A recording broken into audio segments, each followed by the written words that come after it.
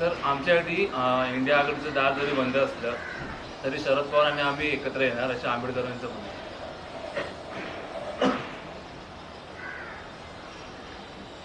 प्रकाश आंबेडकर, शिवसेना आणि राष्ट्रवादी काँग्रेस यांच्यामध्ये चांगला समन्वय आहे.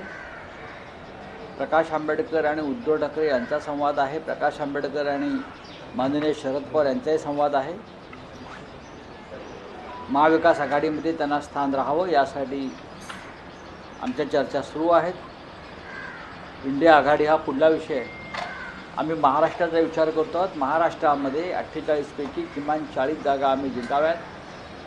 ही प्रकाश आंबेडकरांची भूमिका आहे, ही शरद पवार यांची भूमिका आहे, ही उद्धव ठाकरे यांची भूमिका आहे, ही राहुल गांधी यांची भूमिका आहे. त्याच्यामुळे वंचित बहुजन आघाडी आणि महाविकास आघाडी यांच्यामध्ये उत्तम समन्वय आहे आणि उत्तम चर्चा सुरू आहे. सर, जयंत पाटील भाजपामध्ये जाणे अशी चर्चा सुरू आहे. जयंत पाटील कालच मातोश्रीवरती होते 2 दिवसापूर्वी आणि अशा प्रकारच्या अफवा किंवा बातम्या पसरवून काही उपयोग नाही. ज्यांना जायचं होते ते डरपोक लोक, बेईमान लोक निघून गेले आणि जे आता थांबले आहेत एका निष्ठेनं, मग ते शिवसेनेमध्ये असतील किंवा माननीय शरद पवार यांच्यासोबत असतील, त्यांना विविध आमिष दाखवली जात आहेत, त्यांच्यावर दबाव आणले जात आहेत. पण आता जे आहेत हे अत्यंत निष्ठावान आणि मर्द लोक आहेत. तेव्हा अशा प्रकारच्या अफवा पसरवून काही गोंधळ वगैरे होणार नाही. 2024 विधानसभा, लोकसभा आम्ही सगळे एकत्र लढतो आहोत आणि 2024ला कळेल नक्की कोण कुठे आहे ते. सर तुम्ही एक वक्तव्य केलं होतं, त्याच्यानंतर अजितदादा असे बोलतात मी सौम्य आणि गोम्यावर मी बोलत नाही. त्यांचे सौम्या आणि गोम्या दिल्लीत आहेत बरं का. ज्यांनी गुलामी पत्करलेली आहे किंवा जे डरपोक आहेत त्यांनी आमच्यावर बोलूच नाही. आणि याच्यापेक्षा मला जास्त बोलण्याची गरज नाही. सोमे गोमे कोण हे 2024ला कळेल हे मी वारंवार सांगतो आहे. या महाराष्ट्रावर दिल्लीतून आक्रमण होत असताना, महाराष्ट्राचे उद्योग पळवले जात असताना, महाराष्ट्राचे रोजगार पळवला जात असताना, महाराष्ट्राचा पदोपदी अपमान करत असताना सध्याच्या सरकारमधले हौशे नवशे गवशे हे तोंडाला कुलूप लावून गप्प आहेत. त्यांना आमच्यावर किंवा इतर कोणावर बोलण्याचा अधिकारच नाही. इतकं नामर्द सरकार आणि नामर्द मुख्यमंत्री उपमुख्यमंत्री या महाराष्ट्राच्या नव्हे देशाच्या इतिहासात झाले असतील. डोळ्यासमोर महाराष्ट्र लुटला जातो आहे. डोळ्यासमोर मुंबई तोडली जाते आहे. डोळ्यासमोर मुंबई पुण्यातले उद्योग गुजरातला पळवले जात असतानासुद्धा फक्त आम्ही तुरुंगात जाऊ बोललो तर या भयाने जे लटपट आहेत ते का आमच्यावर बोलणार. त्याने बोलूच नाही. सर, पाणबुडी प्रकल्प आरोपपत्र होत आहे, प्रकल्प गुजरातला घेऊन जातं असा आरोप होतो. मी आत्ताच बोललो ना. टेस्ला प्रकल्प असेल, पाणबुडी प्रकल्प असेल, त्याच्या आधीचे प्रकल्प असतील, डायमंड मार्केट असेल, असे अनेक प्रकल्प आमच्या डोळ्यासमोर घेऊन जात असताना हे सरकार, एक मुख्यमंत्री, त्यांचे 2 उपमुख्यमंत्री हे डोळ्यावर कातडं आणि तोंडाला कुलूप लावून बसलेले आहेत. इतकं नामर्द सरकार या महाराष्ट्रात कधी आलं नव्हतं आणि इतिहासात किंवा भविष्यात कधी येणार नाही. या महाराष्ट्राचा रोजगार ओरबडून नेला जातो आहे.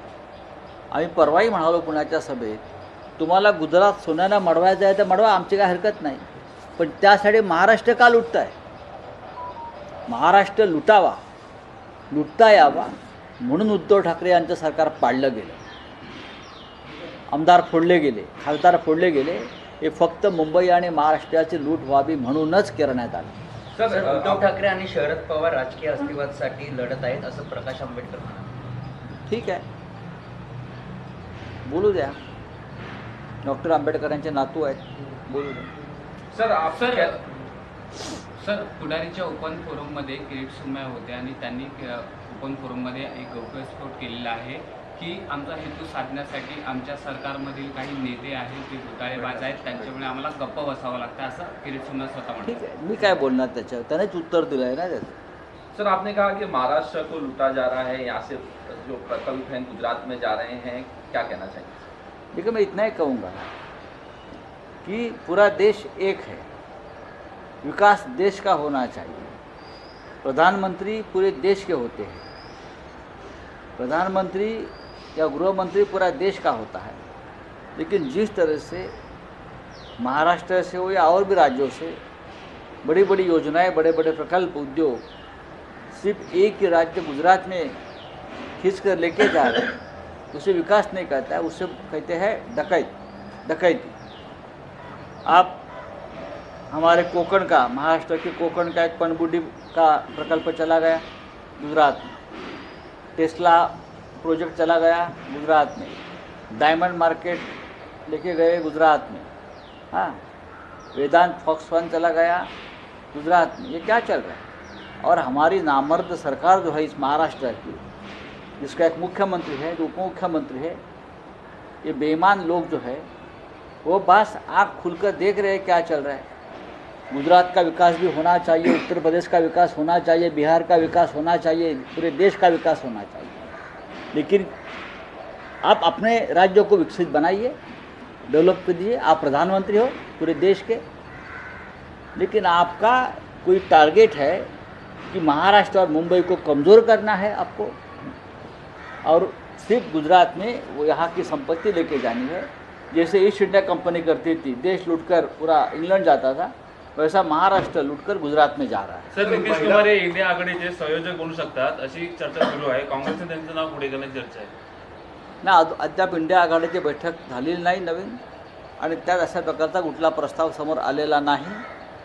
किंबहुना दिल्लीतल्या इंडिया बैठकीच्या वेळी माननीय उद्धव ठाकरे यांनी सुद्धा एक चेहरा आपल्याला इंडिया आघाडीच्या नेतृत्वासाठी आपल्याला समोर आणावा लागेल.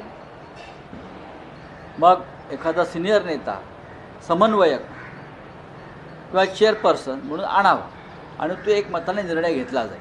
सर सर, आपण फडणवीसांकडे बोलतो की डीजीपी 23 पदाचा जागांवर कार्य- लढणार आहेत, मात्र प्रकाश आंबेडकर असं बोलतात आहे की आपल्याकडे आमदार खासदार राहिलेत नाही, ते आता शिवसेनेमध्ये प्रवेश करतात. मला कळलं नाही आपला प्रश्न. 23 जागांवर ठामपणे आपण लढवणार आहे निवडणूक, मात्र आपण म्हणजे कोण? आपले सर युती म्हणजे काँग्रेस आणि शिवसेना. मात्र एकीकडे प्रकाश आंबेडकर असे म्हणतात ते. मला प्रकाश आंबेडकर काय म्हणतात ते तुम्ही सांगू नका. प्रकाश आंबेडकरांबरोबर आमची योग्य चर्चा सुरू आहे, आणि आमची चर्चा ही अंतर्गत चालू आहे, आम्ही बाहेर चर्चा करत नाही. महाराष्ट्रात 48 जागा आहेत, आणि 48 जागांच्या वाटपामध्ये महाराष्ट्रामध्ये शिवसेना, काँग्रेस, राष्ट्रवादी काँग्रेस ह्याच्यामध्ये कोणताही मतभेद नाही. सर बिहार में एक महिला पे दुष्कर्म हुआ है और 60 दिन के बाद मामला दर्ज हुआ है. इसमें 3 बीजेपी के बड़े आईटी सेल के नेता आप हैं. बिहार की बात करो या उत्तर प्रदेश की? यूपी की सर. आप बनारस की, वाराणसी की बात जी करो, सर. जो प्रधानमंत्री मोदी जी का चुनाव क्षेत्र है और बहुत ही पवित्र स्थल है, धार्मिक क्षेत्र है. आप एक जगह पे राम मंदिर का उद्घाटन करने जा रहे हो, हाँ, और दूसरे तरफ आपके चुनाव क्षेत्र वाराणसी में 3 हमारी सीता मैया का वस्त्रहरण जिसने किया, वो आपके खास लोग, आपके साथ हमने आपके फ़ोटो देखे हैं. उससे पता चलता है कि बीजेपी का जो आईटी सेल है उसका कैरेक्टर क्या है. जो हम सबको, पूरे विपक्ष को बदनाम करने के लिए जो आईटी सेल का इस्तेमाल होता है ना, उसमें किस दिमाग वाले लोग बैठे हैं, उनका चरित्र और चारित्र क्या है, ये दिखता है. सर नीतीश 60 दिन कुमार- हो गया इस मामले में. नहीं, ये तो है भारतीय जनता पार्टी. इसमें बुलडोजर चलेगा क्या सर, आपको लगता है कि नहीं, यहाँ नहीं चलेगा, यहाँ नहीं चलेगा. ये घर के चोर है ना, ये घर के लफंगे और घर के बलात्कारी है, उनके ऊपर कुछ नहीं चलेगा. सर चल. सर नीतीश कुमार को डीजीपी सर पे बनाने की बात हो पदाचा रही है. बात हो रही है ना, हाँ जब सामने प्रस्ताव आ जाएगा तब निर्णय लिया जाएगा। सर प्रकाश परसों आंबेडकर को डीजीपी लेकर का प्रकाश कार्यक्रम दिला आंबेडकर ने है। कहा कि आपसे तो बातचीत हो रही है, लेकिन कांग्रेस की तरफ से और बाकी लोगों की तरफ से कुछ सीट के मुझे ऐसा नहीं है। कांग्रेस पार्टी ने और राष्ट्रवादी कांग्रेस पार्टी ने भी प्रकाश आंबेडकर जी को महाविकास आघाड़ी में न्योता दिया है और उद्धव ठाकरे साहब को कहा है कि आप उनसे बातचीत करें। सर फरसांगकडे सर DGP भाजप चा- घोटाळेबाजांबद्दल तडजोड करते असं किरीट सोमय्या का म्हणत असत? हे मला माहिती। सर फरसांगकडे डीजीपी कार्यक्रम दिलाय, मात्र रश्मी शुक्ला अजून वेटिंगवर आहे। 31 दिसंबर का सीट शेयरिंग के लिए अलायंस के लिए इंडिया कल ही मेरी खड़गे साहब से बातचीत हो गई। जी उद्धव ठाकरे जी ने कहा था कि खड़गे साहब से बातचीत करिए एक बार, तो मेरी कल रात को बातचीत हो गई। खड़गे जी बेंगलोर में है, अब दिल्ली में आ जाएंगे। महाराष्ट्र में जो बातचीत करनी है उसके लिए खड़गे साहब ने एक हाई लेवल कमेटी की स्थापना की है।